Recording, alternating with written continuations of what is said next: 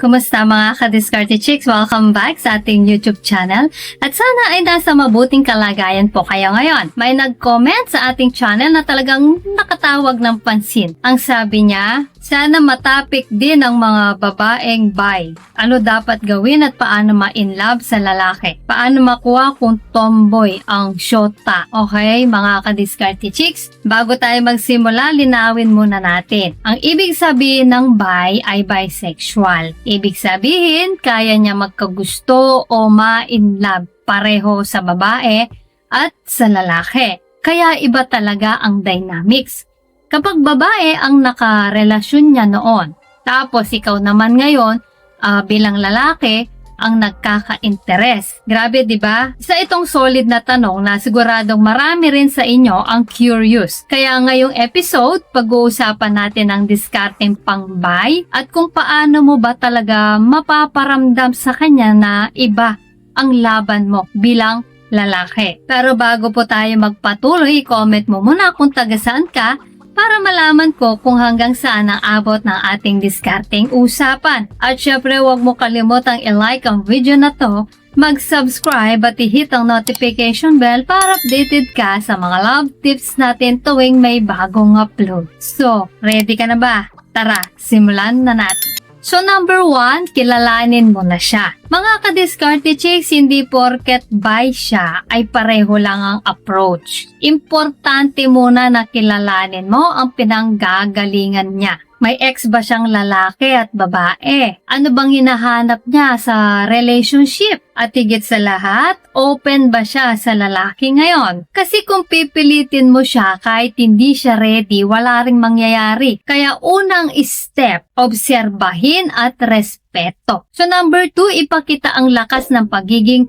lalaki. Mga ka-Diskarte Chicks, tandaan nyo to, iba ang appeal ng lalaki. Security, leadership, confidence. Ito yung tatlong bagay na hindi madaling makuha sa babae to babae na relasyon. Kung makikita niya na ikaw yung lalaki na marunong mag-handle ng sitwasyon, marunong mag-protect at may direksyon sa buhay, natural lang na mahulog ang loob niya sa'yo. Number 3, connection at emotional bond. Hindi lang katawan o looks ang laban nito, ka-Diskarte Chicks. Kung gusto mong mahulog ang isang babaeng bi sa'yo, kailangan mo siyang makuha emotionally. Makinig ka sa mga kwento niya, ipakita mong tanggap mo siya kung ano man ang past niya at huwag mong gawing issue kung dati ay tomboy o babae ang minahal niya. Kapag nakita niya na hindi ka judgmental, mas lalo siyang magiging komportable sa'yo at doon magsisimula ang connection. Number 4, dahan-dahan, hindi mabilisa.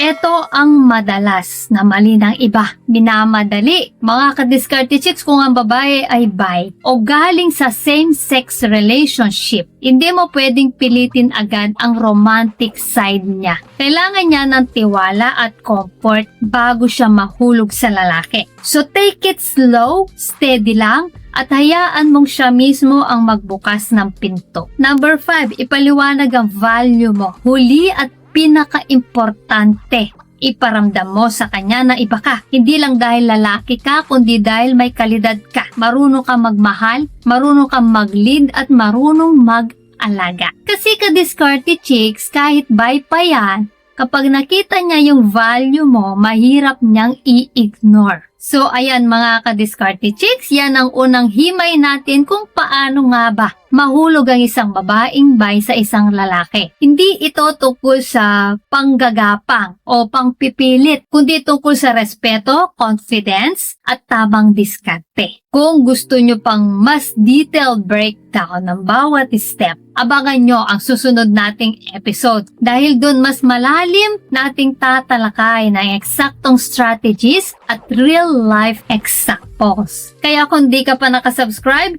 click mo na yan. Tapos like at share na rin para mas marami pang matuto sa diskarte ng tunay na lalaki. Sana ay may natutunan po kayo sa video natin ngayon. At syempre, bago po tayo matapos, shoutout muna sa ating mga masugid na tagapanood na sina Jerry Manlupig from Malolos, Bulacan, Georgine C. Alquizar from Davao City, Goyham Sagangsang ng Mindoro, Fernando Katupak ng Mandaluyong City, Felix Abangan ng Talisay, Cebu, Toribio Estrada ng Leyte, Jace Biahera Vlog from Valenzuela, Jennifer Hinayon, taga Cabadbaran City, James Espinas from Taguig City, James Rosanes always watching from Alpozo, Tagaytay, Cavite, Arnold Mico watching from Pangasinan, Roy Lagrada watching from Bohol, Good watching from Saudi, at kay Samuel Serra from Bada, Surigao City. Guys, maraming salamat po sa suporta at panonood mga ka-Diskarte Chicks. Dahil po sa inyo, mas lalo po akong ginaganahang gumawa ng content. At para naman sa mga hindi pa na siya shoutout, gusto mong ma-shoutout sa next video, i-comment lang hashtag ka-Diskarte Chicks. At sabihin ko anong topic ang gusto mo pag-usapan natin next. Kung nagustuhan mo ang video na ito, ay huwag kalimutang mag-like, mag-subscribe at i-share ito. Share ito. Comment down below kung alin sa mga tips na to ang na-experience mo na. So guys, this is Diskarte Chicks, your love mentor, na laging nandito para sa mga discarding pag-ibig. Kita-kits sa next video. Maraming salamat sa panonood. Ingat kayo palagi. Let's spread love.